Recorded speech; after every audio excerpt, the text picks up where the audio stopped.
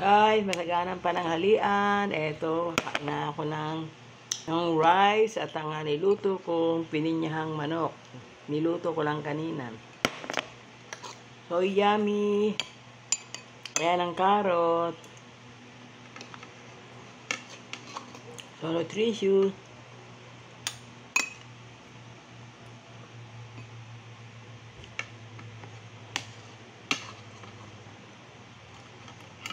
Ang patata.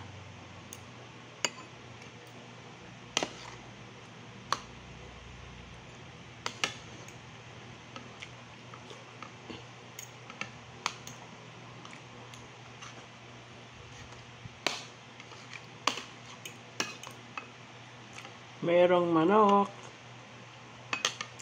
Okay guys, thanks for viewing Mami Violeta Vlog. Bye!